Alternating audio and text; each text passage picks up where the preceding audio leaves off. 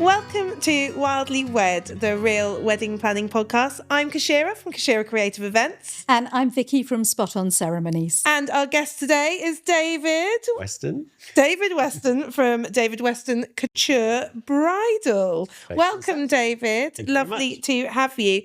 So what we do, the Wildly Wed podcast, what we're all about is talking about actual weddings, talking to actual wedding couples who might want to do things slightly differently maybe, or they don't know what they want to do and they're just trying to understand what's out there. And we want to make sure everyone knows they can do whatever they want, however they want to. And we're really keen to help them kind of find those ways. Yeah. So yeah, I guess your tagline, Dare to be Different. Certainly is. So tell us a bit about your background, how you came to be a couture. What do we call you? A couture designer. Couture designer. Yeah. How did you come to be a couture designer? Well, to be fair, it was a complete hobby to begin with. When I was a kid, making clothes and stuff. I love that. Superman, Batman. And then I started making things for friends, family. And then a friend of mine who was a singer, she was in a band, a little bit quirky. So I made her a few like stage costumes and stuff. And then she wanted to, was getting married, but wanted like a 50s theme, T-length number. So I made her a wedding gown. Then I made her sister-in-law to be and so on. And I used to just kind of do 2 or 3 a year just as a side, like hobby thing. And then eventually, I got kind of started turning people away. And I'm thinking, this could actually work. And we bought a house, me and my wife. And I had a kind of workshop built in the garden, kind of like a little mini bungalow. Nice. So I worked from home for 2 years and then thought, I need a window, I need a shop. Yeah. So I had my first store in Albert Road. And I did 11 years in Albert Road, moved to Winter Road, did 7 years in Winter Road, and I've been in Castle Road in Southsea just over 10. Wow. So it's kind of gone from chaos to impressiveness. I love that. Yeah, it's mad. How nice is it to hear someone that's like picked up something that they just love doing as a child? Just to take a piece of fabric and create is just phenomenal. And I love that. And it's kind of like, it's like an architect designing a building and then, creating it, but just with fabric. But it is, it's so did you have like a mannequin when you were younger? Did you just... No. You go My mum used to stitch. So I used to watch her and learn, but I could I'm kind of one of those. I can plumb, do welding, I can do bricklaying. It's a bit handy. Yeah, I can always turn my hand. Such a leap though, isn't it? From plumbing I to kind of couture. like that. I kind of like that. I love it. Because it's quite interesting because obviously someone says, what do you do? Obviously I make frocks for a living, but depending on where I am, if I'm at a Volkswagen show, for instance, and I'm with all the lads, it's the last thing you need to say. So I just say I'm a Sparky because it's just easy. Do you? Yeah.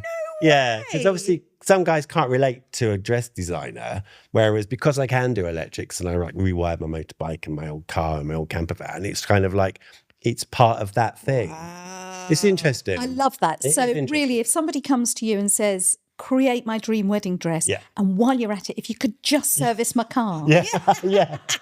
Obviously with gloves on, because I have to look after these hands. Yeah. Oh, amazing. No, it's mad. Really but and that's how it started. That's great. And so tell me about what it is you do. What do you do? So literally we sit, design, and I make your wedding gown, which is kind of, some people, when you say couture, it can be quite frightening because they just expect it to be zeros and zeros, especially when you've watched, say, Yes to the Dress. And that's I was going to say. Big money. Whereas to be fair, without being rude, it's a bag of fabric. So, I work on a fee basis plus materials.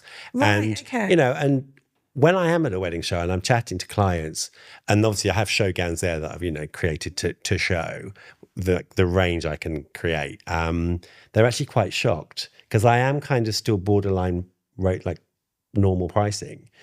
So for instance, I start from 1,000 and say something that's got lace and say like there's a 2 or 3 piece bodice and stuff. You're probably looking at say like 1,600 to say 2,000, but that's kind of like my fee would be say if it was 1,600, my fee would be probably around the 1,200, and then there's £400. So you really are. That's very competitive. Absolutely competitive in the bridal market. Well, without being rude, you kind of have to price yourself local because obviously we're only with the South Coast. Love it. I've got a complete mixture of clients from all over Hampshire, to be fair, and London. Some fly down from Scotland. It's one of those. But I think at the end of the day, it is just a bag of fabric. And I think that's what's interesting because say, for instance, if I show a client a piece of lace and it's £40 a metre, or I show them a piece of lace and it's £275 a metre, it's up to them if they blow the fabric. Love that. Yeah. But the fee is set, you know, because it's, you know, but what I also love it is we could design it tomorrow, buy fabrics tomorrow, but I start it 3 months before the date of the wedding. So fashion can change. So if you're getting married next September, by then, one sleeve detailing might be in, or, you know, a jacket. So we just yeah, of course, redesign it because it's just a bag of fabric. So when they always evolve. First come to you, what do they? We sit, we look at their scrapbook. A lot of clients come because they've either got a gown in their head that they'll never find, or they've got top of one, back of another, skirt of another. Okay, again, they'll never put together in an off the peg shop. So it's a really, you know, it is a process. Or for instance, I had one client last year. She came to me when Taylor Swift first came on Romeo and Juliet. She's there on a balcony in this particular white gown, and that was the gown she wanted. Right, okay. But we did it in ivory, silk with embroidered flowers, but it was exactly like Taylor Swift's, but just a different colour. And so, do you already have the materials? Do you source? I have some. I have the basics, you know, when it comes to kind of like satins and silks and stuff. But generally, I will then, once we've designed it and we've talked, whether it's a colour, whether it's ivory, off-white, white. I don't do white very often, but or full-on colour. I'll then get fabric swatches in, samples and stuff. Then we get back together. We go over fabrics, go over the design again, and then job done. They book me, pay an initial deposit, and then, you know, I'll get the fabrics in. And then, like I say, we wait till the start date, which is kind of a nice process because obviously every bride wants to lose weight, tone up, look their kind of best. Some clients are happy as they are, but we'll still wait because once that nervous energy starts, you know, you are going to lose. And just life. Yeah, exactly. In general, things change. You know, weddings can be scary. You know, and if I do see a new couple at a wedding show and it's so overwhelming, I'll just say, right, just step back, take loads of homework home, pick up all the pamphlets, and just go, right, what do we really need? Let's do the basics. And then what don't we necessarily need, but what would we love? I absolutely love that because I find when I speak to people at wedding fairs, overwhelm is massive. Oh, it's a huge thing. The industry is huge. What makes your heart sing? Yeah. What is it? Who have you spoken to at this fair? And also when you say, like, okay, so what's the venue?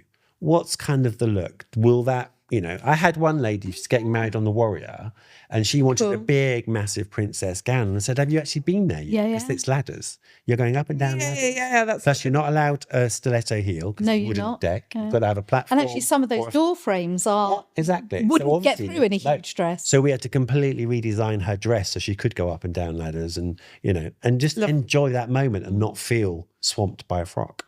Because that's another thing.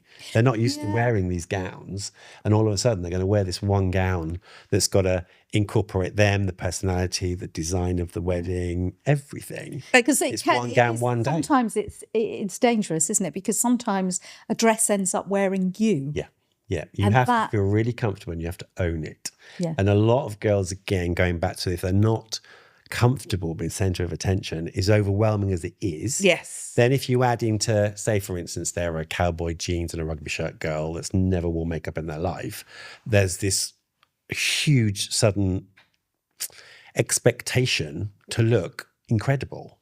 You know, so again, the gown's got to fit. Feel this. I felt that. But if they don't have makeup, they'll look washed out in the professional photograph. There's so much to level, think isn't about. it, of finding comfort and something that they are comfortable with. What's nice is, again, within the industry, we all know each other, which is quite lovely. So you can recommend, you know, I've got a hairdresser and makeup artist, Annette Bradford. She's incredible.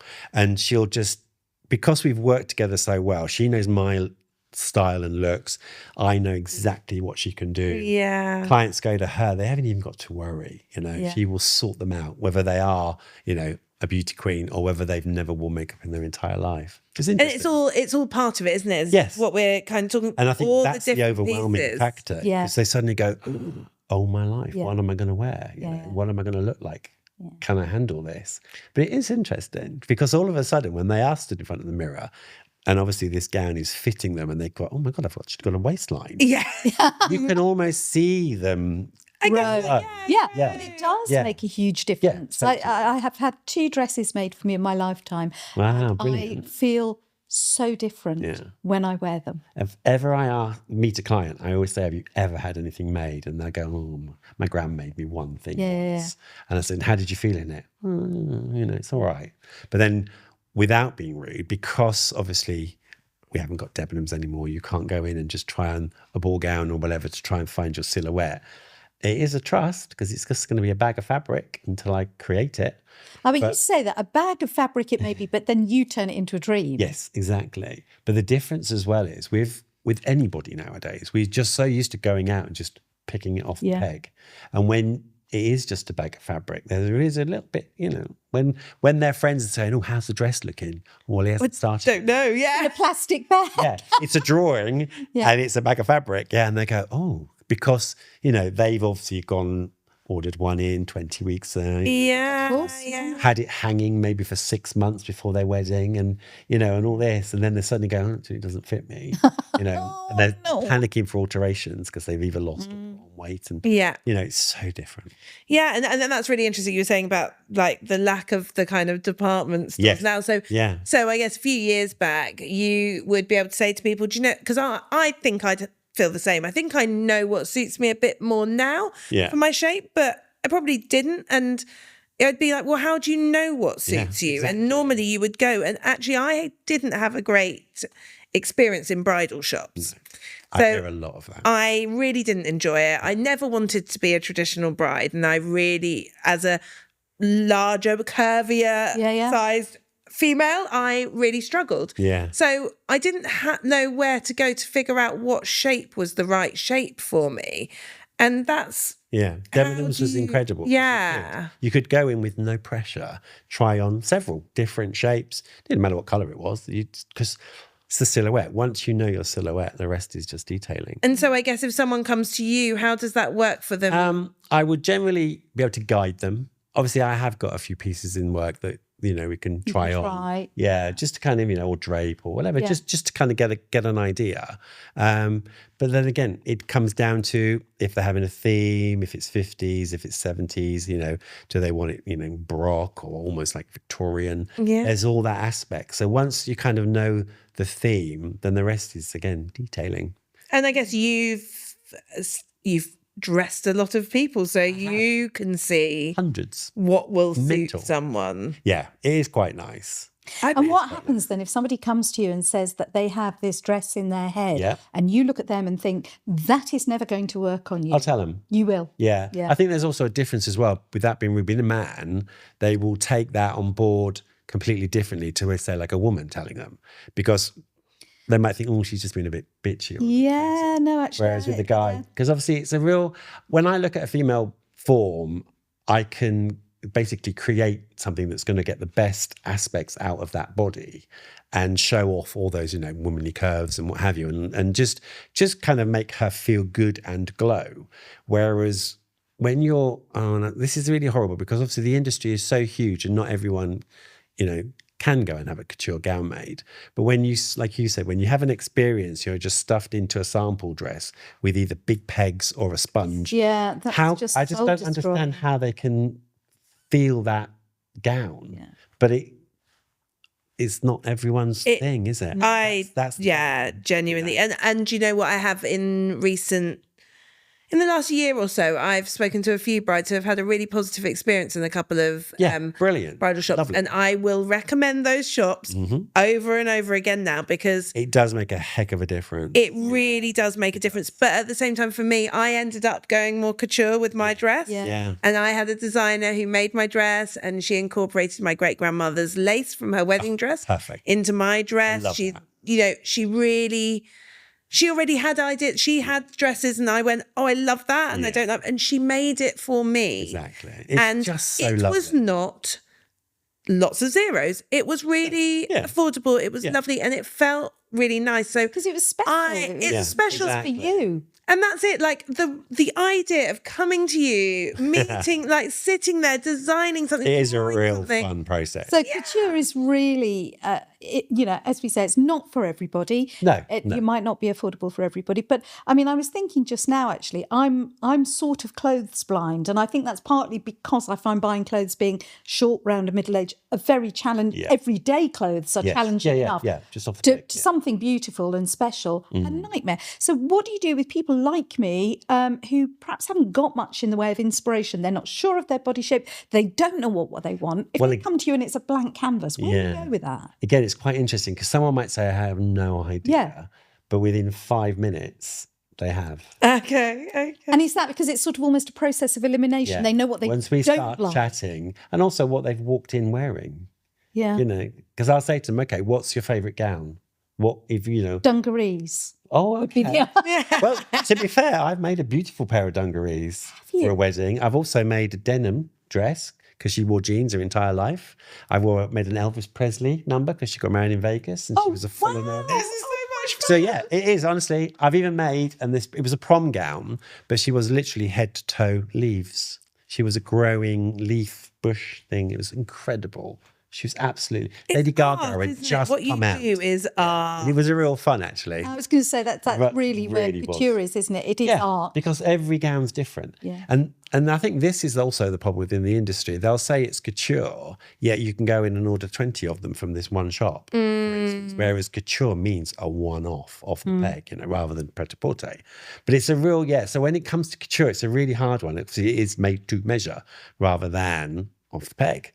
So it's a really interesting one. But you'll see this couture bridal. Yeah, no. I'm all over He's that. like, I'm coming to buy some dungarees. Yeah. She did. She looked absolutely stunning. So she had the dungarees on, made her a silk tie to match, but obviously neck bare, and then an overskirt that tied at the belt at the waist, which was obviously the full length number, and then she lost it.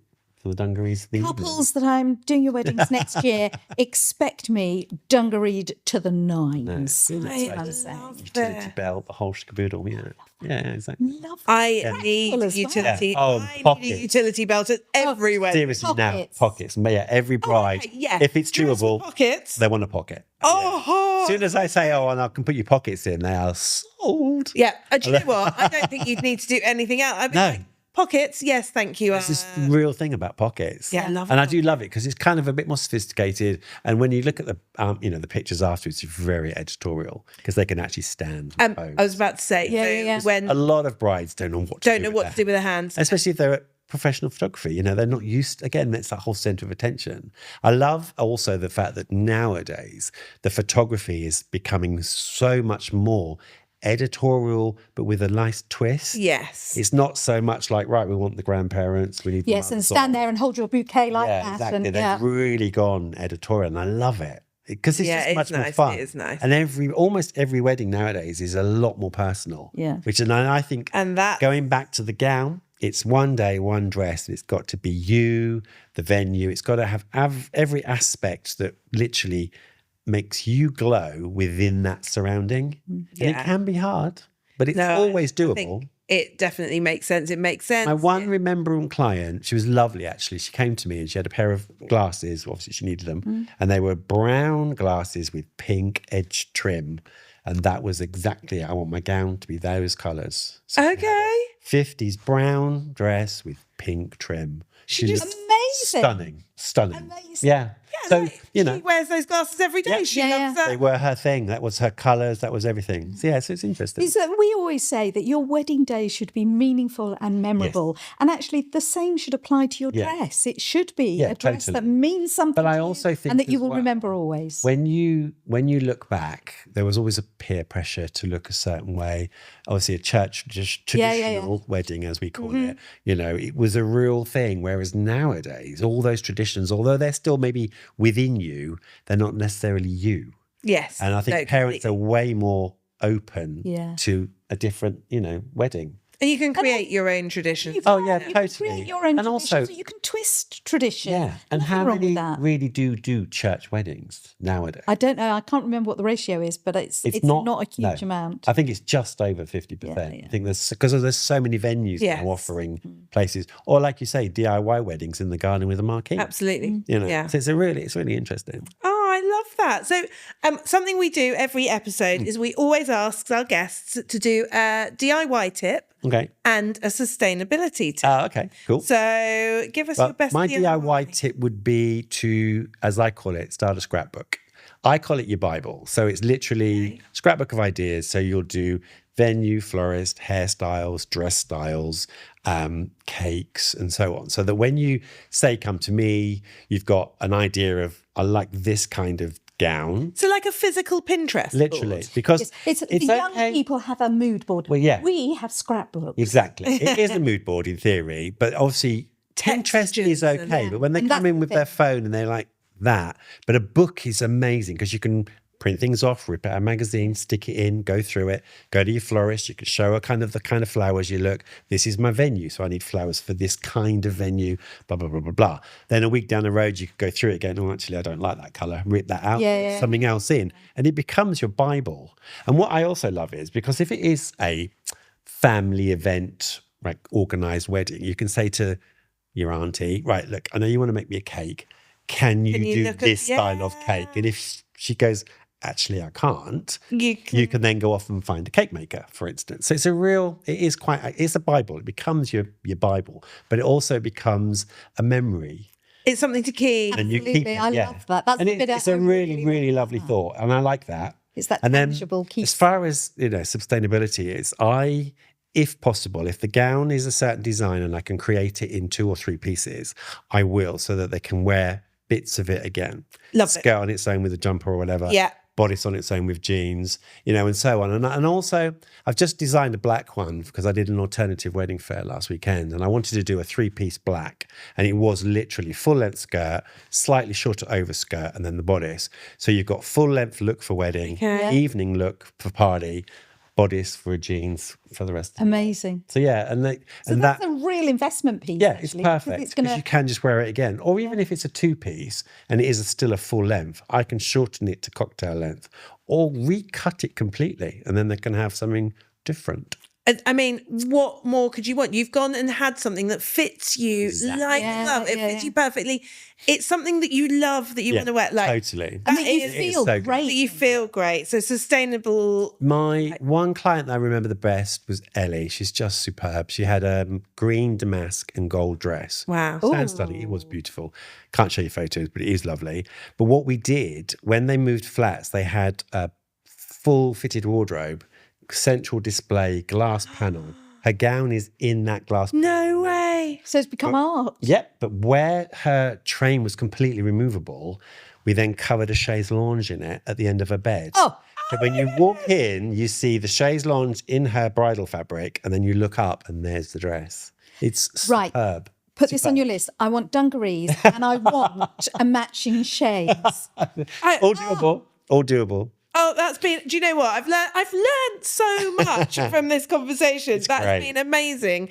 David, can you tell everyone where can they find? Well, obviously, if you do Instagram, it's David Western Couture, and if you want to come and see me in real life, I am by appointment only. But it's 88 Castle Road in Southsea in Portsmouth, and it's PO 53AZ. Love really that. think then, like that is really good, and by appointment only. So get in touch. Yeah. Have a look at your Instagram. Numbers on Instagram and stuff. Yeah. Oh, thank you so much for coming along. Really lovely to talk about dresses, to talk about outfits, to talk about. I love the sustainability bit. Yeah. So we have been Wildly Wed, the real wedding planning podcast. You can find us on Instagram at Wildly Wed Pod, and you can listen or watch Apple, Spotify, and YouTube. Wow. We'll see you again soon. Thank you. Thank you very much. Cheers. It's been a pleasure.